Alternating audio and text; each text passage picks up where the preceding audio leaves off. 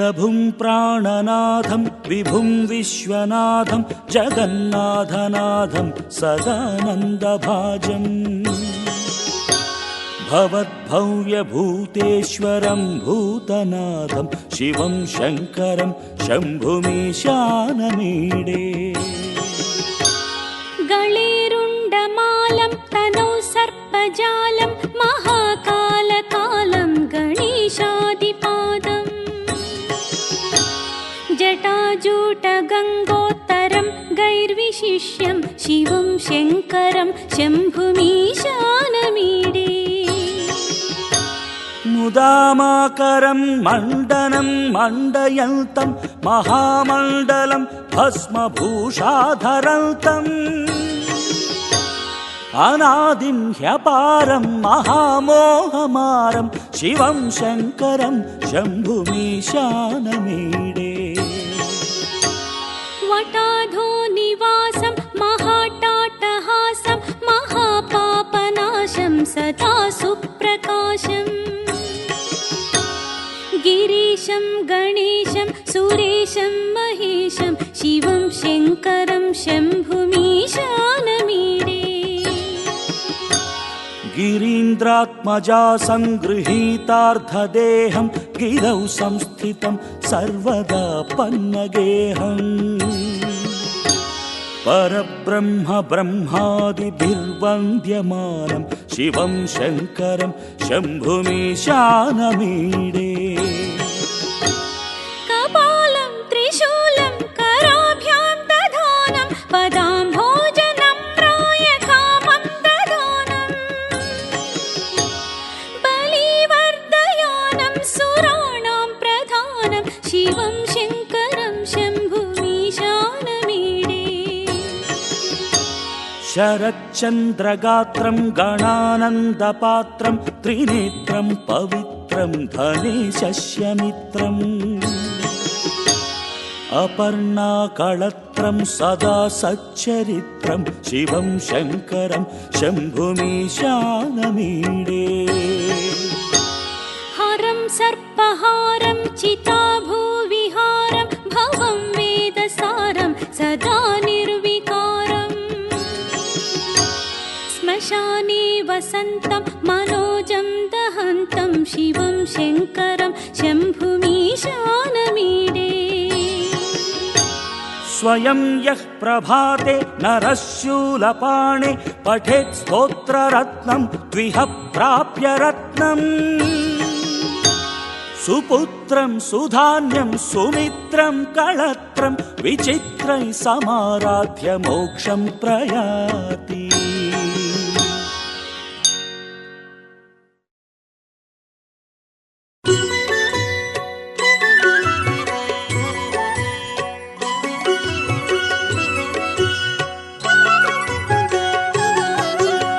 चन्द्रशेखर चन्द्रशेखर चन्द्रशेखर पाहि मां चन्द्रशेखर चन्द्रशेखर चन्द्रशेखर रक्ष मां चन्द्रशेखर चन्द्रशेखर चन्द्रशेखर पाहि मां चन्द्रशेखर चन्द्रशेखर चन्द्रशेखर रक्ष माम्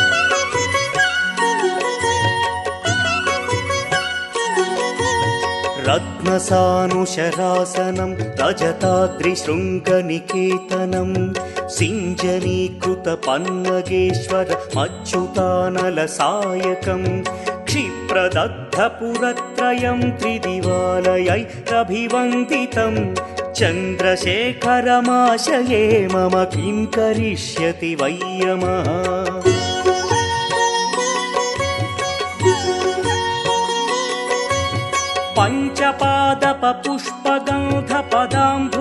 पञ्चपादपपुष्पगन्धपदाम्भुजद्वयशोभितं फाललोचनजातपावकदग्धमन्मथविग्रहं भस्मदिग्धकळेभरं भवनाशनं भवमव्ययं चन्द्रशेखर चन्द्रशेखर चन्द्रशेखर रक्ष माम्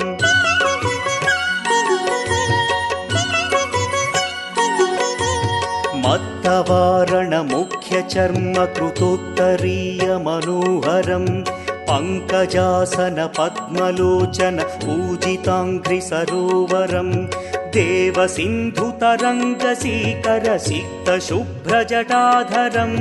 चन्द्रशेखर चन्द्रशेखर चन्द्रशेखर पाहि माम्।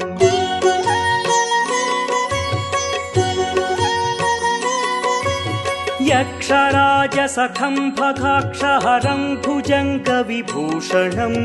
शैलराजसुतापरिष्कृतचारुवामकळेबरं क्ष्वेलनीलगलं परश्वधधारिणं मृगधारिणं चन्द्रशेखर चन्द्रशेखर चन्द्रशेखर पाहि माम्।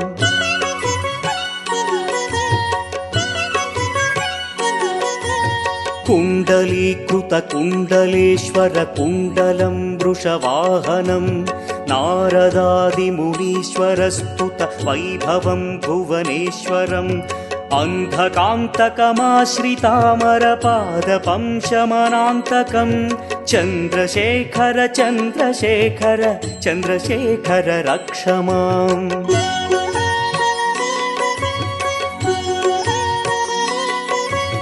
भेषजं भवरोगिणामखिलापदामपहारिणं दक्षयज्ञविनाशनं त्रिगुणात्मकं त्रिविलोचनं भक्तिमुक्तिफलप्रदं सकलाघसङ्घनिबर्हणं चन्द्रशेखर चन्द्रशेखर चन्द्रशेखर रक्ष माम्।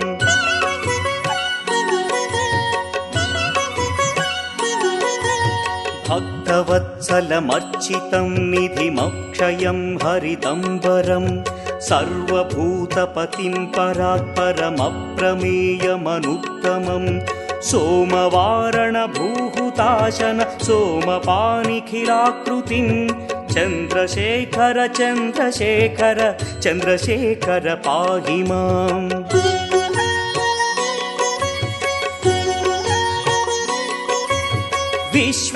विश्वसृष्टिविधायिनं पुनरेव पालनतत्परं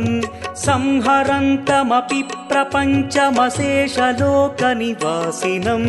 क्रीडयन्तमहर्निशं गणनाथयूधसमन्वितं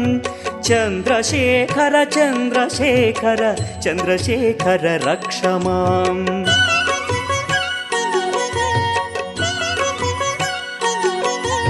मृत्युभीतिमृकण्डुसूनुकृतस्तवं शिवसन्निधौ यत्र कुत्र च यः पठेन्न हि तस्य मृत्युभयं भवेत् पूर्णमायुररोगतमखिलार्थसम्पदमादरं पूर्णमायुररोगतमखिलार्थसम्पदमादरं चन्द्रशेखर एव तस्य ददाति मुक्तिमयत्नतः चन्द्रशेखर एव तस्य ददाति मुक्तिमयत्नतः चन्द्रशेखर एव तस्य ददाति मुक्तिमयत्नतः।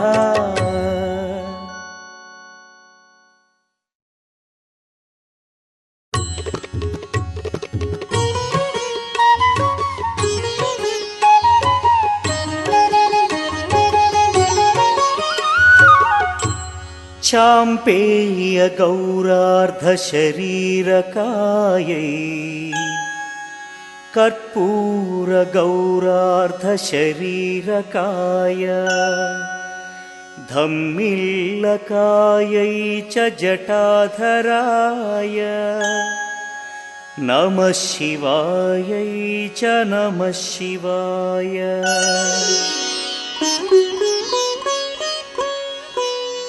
कस्तूरिका कुङ्कुमचर्चितायै चितारजः प्रज्ञविचर्चिताय कृतस्मरायै विकृतस्मराय नमः शिवायै च नमः शिवाय। झणक्वणकङ्कणनूपुरायै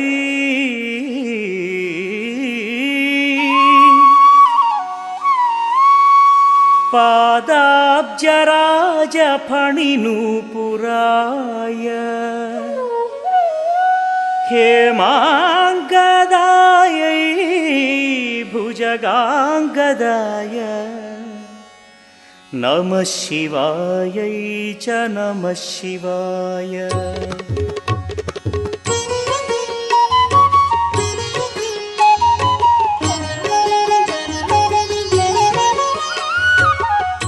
विशालनीलोत्पललोचनायै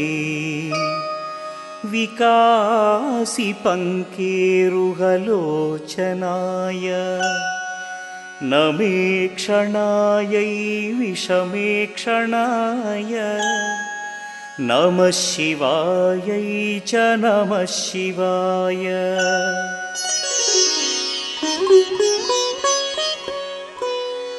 मन्दारमाला कलितालकायै कपालमालाङ्कितकन्धराय दिव्याम्बरायै च दिगम्बराय नमः शिवायै च नमः शिवाय। अम्बोधरश्यामलकुन्तलायै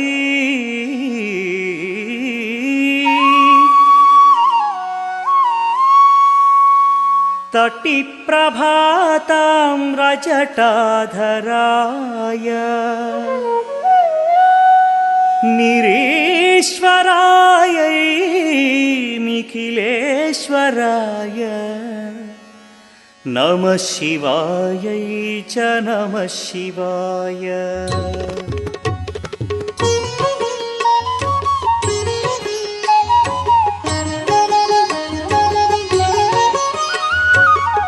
प्रपञ्चसृष्ट्युन्मुखलास्यकायै समस्तसंहारकताण्डवाय जगज्जनन्यै जगदेकपित्रे नमः शिवायै च नमः शिवाय।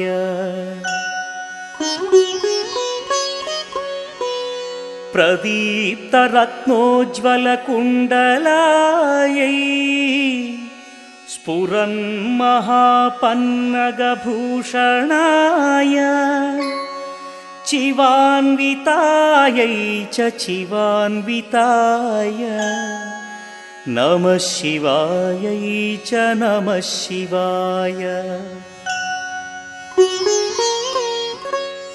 एतत्पठेदष्टकमिष्टदं यो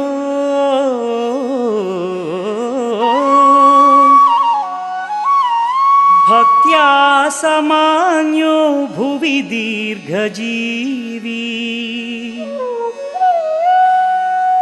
प्राप्नोति सौभाग्यमनन्तकालम् भूयात् सदा चास्य समस्तसिद्धिः भूयात् सदा चास्य समस्तसिद्धिः।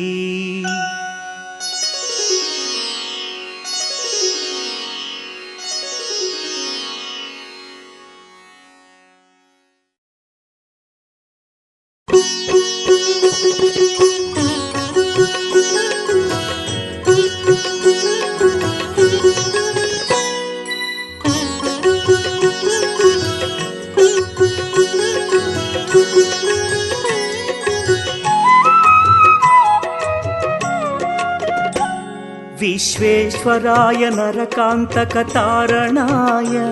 करुणामृताय शशिशेखरधारणाय कर्पूरकान्तिधवलाय जटाधराय दारिद्र्यदुःखदहनाय नमः शिवाय।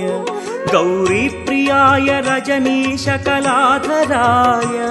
कालान्तकाय भुजगाधिपकङ्कणाय गङ्गाधराय गजराज विमर्दनाय दारिद्र्यदुःखदहनाय नमः शिवाय। दारिद्र्यदुःखदहनाय नमः शिवाय।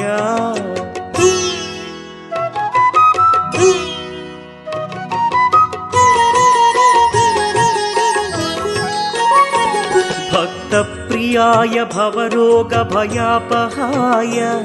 उग्राय दुःखभवसागरतारणाय ज्योतिर्मयाय गुणनामसुमृच्छकाय दारिद्र्यदुःखदहनाय नमः शिवाय चर्माम्बराय शवभस्मविलेपनाय फालेक्षणाय मणिकुण्डलमण्डिताय मञ्जीरपादयुगलाय जटाधराय दारिद्र्यदुःखदहनाय नमः शिवाय दारिद्र्यदुःखदहनाय नमः शिवाय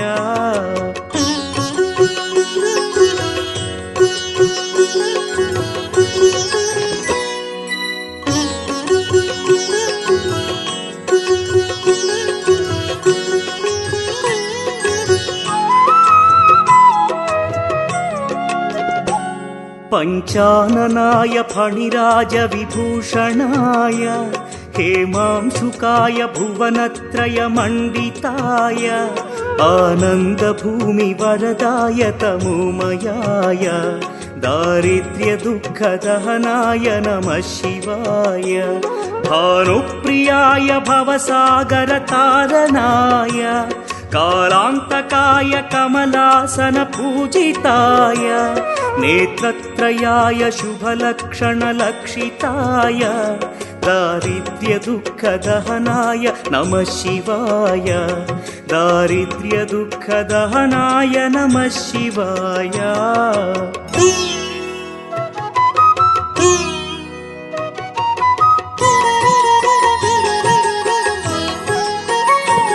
रामप्रियाय रघुनाथवरप्रदाय नामप्रियाय नरकार्णवतारणाय पुण्येषु पुण्यभरिताय सुरार्चिताय दारिद्र्यदुःखदहनाय नमः शिवाय मुक्तीश्वराय फलदाय गणेश्वराय गीतप्रियाय वृषभेश्वर वाहनाय मातङ्गचर्मवसनाय महेश्वराय दारिद्र्यदुःखदहनाय नमः शिवाय दारिद्र्यदुःखदहनाय नमः शिवाय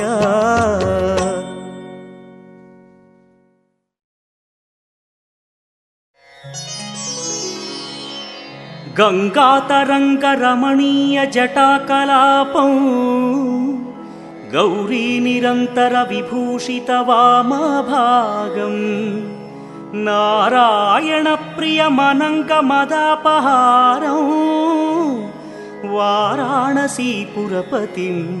भज विश्वनाथम् वाचामगोचरमनेकगुणस्वरूपं वागीश विष्णुसुरसेवितपादपीठम् वामेन विग्रहवरेण्यकळत्रवन्तं वाराणसीपुरपतिं भज विश्वनाथम् भूताधिपं भुजगभूषणभूषिताङ्गं व्याघ्राजिनाम्बरधरं जटिलं त्रिनेत्रं पाशाङ्कुशाभयवरप्रदशूलपाणिं वाराणसीपुरपतिं भज विश्वनाथम् सीतां सुशोभितकिरीटविराजमानौ फालेक्षणानलविशोषितपञ्चबाणं नागाधिपारचितभासुरकर्णपूरं वाराणसीपुरपतिं भज विश्वनाथम् पञ्चाननं दुरितमत्तमतङ्गजानां नागान्तकं दनुजपुङ्गवपन्नगानां दावानलं मरणशोकजराटवीनां वाराणसीपुरपतिं भज विश्वनाथम् तेजोमयं सगुणनिर्गुणमद्वितीयम् आनन्दकन्दमपि राजितमप्रमेयम् नागात्मकं सकलनिष्कळमात्मरूपं वाराणसीपुरपतिं भज विश्वनाथम् आशां विहाय परिहृत्य परस्य निन्दा पापे रतिं च सुनिवार्य मनः समाधौ आदाय हृत्कमलमध्यगतं प्रदेशं वाराणसीपुरपतिं भज विश्वनाथम् रागादिदोषरहितस्वजनानुरागं वैराग्यशान्तिनिलयं गिरिजासहायं माधुर्यधैर्यशुभगं करलाभिरामं वाराणसीपुरपतिं भज विश्वनाथम् वाराणसीपुरपतेस्तवनं शिवस्य व्यासोक्तमष्टकमिदं पठिता मनुष्या विद्यां श्रियं विपुलसौख्यमनन्तकीर्तिं सम्प्राप्य देहविलये लभते च मोक्षम् विश्वनाथाष्टकमिदं यः पठेच्छिव सन्निधौ शिवलोकमवाप्नोति शिवेन सह मोदते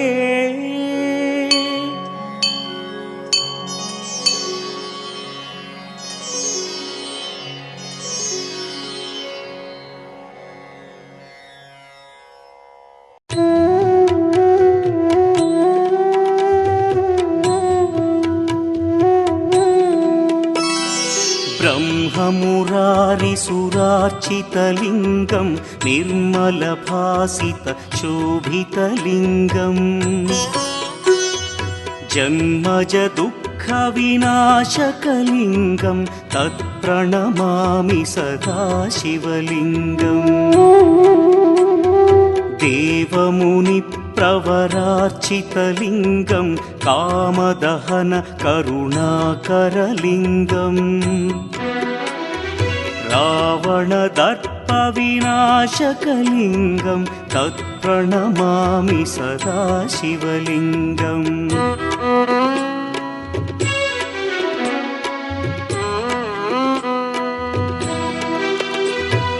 सर्वसुगन्धसुलेपितलिङ्गं बुद्धिविवर्धनकारणलिङ्गं सिद्धसुरासुरवन्दितलिङ्गं तत्प्रणमामि सदा शिवलिङ्गं कनकमहामणिभूषितलिङ्गं फणिपतिवेष्टितशोभितलिङ्गम्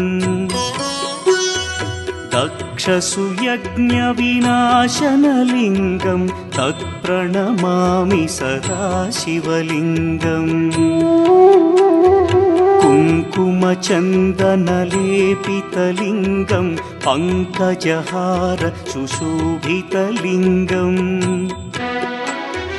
सञ्चितपापविनाशनलिङ्गं तत्प्रणमामि सदा शिवलिङ्गम्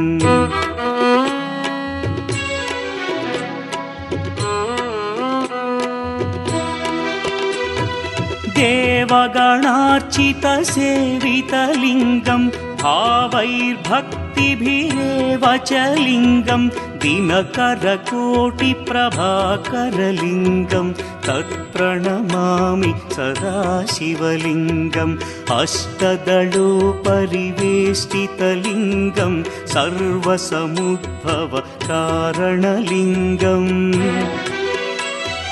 अष्टदरिद्र्यविनाशनलिङ्गं तत्प्रणमामि सदा शिवलिङ्गम् सुरगुरुसुरवरपूजितलिङ्गं सुरवनपुष्पसदार्चितलिङ्गम् परमपदं परमात्मकलिङ्गं तत्प्रणमामि सदा शिवलिङ्गम्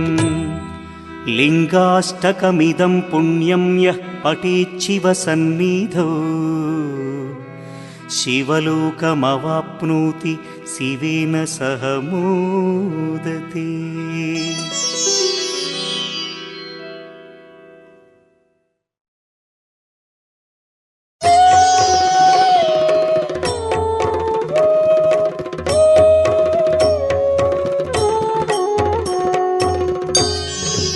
त्रिदलं त्रिगुणाकारं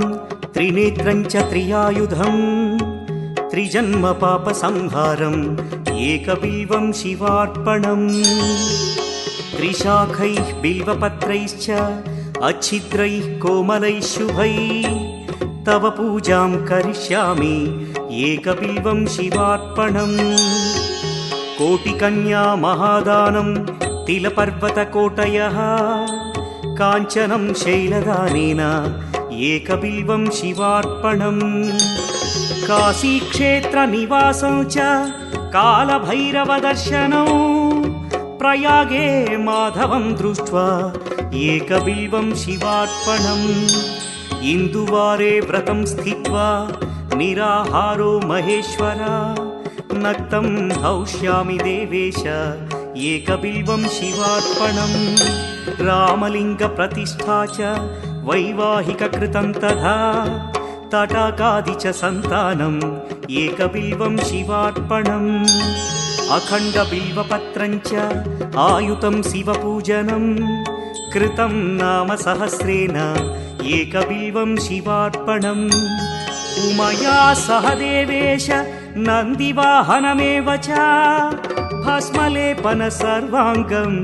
एकबिल्वं शिवार्पणम् सालग्रामेषु विप्राणां तटाकं दशकूपयो यज्ञकोटिसहस्रस्य एकबिल्वं शिवार्पणम् दन्तिकोटिसहस्रेषु कोटिकन्या महादानम् एकबिल्वं शिवार्पणम् बिल्वानां दर्शनं पुण्यं स्पर्शनं पापनाशनम् अघोरपापसंहारम् एकबिल्वं शिवार्पणम् सहस्रवेदपाठेषु ब्रह्मस्थापनमुच्यते अनेकव्रतकोटीनाम् एकबिल्वं शिवार्पणम् अन्नदानसहस्रेषु सहस्रोपनयनं तथा अनेकजन्मपापानि एकबिल्वं शिवार्पणम् बिल्वाष्टकमिदं पुण्यं यः पठेत् शिवसन्निधौ शिवलोकमवाप्नोति एकबिल्वं शिवार्पणम्।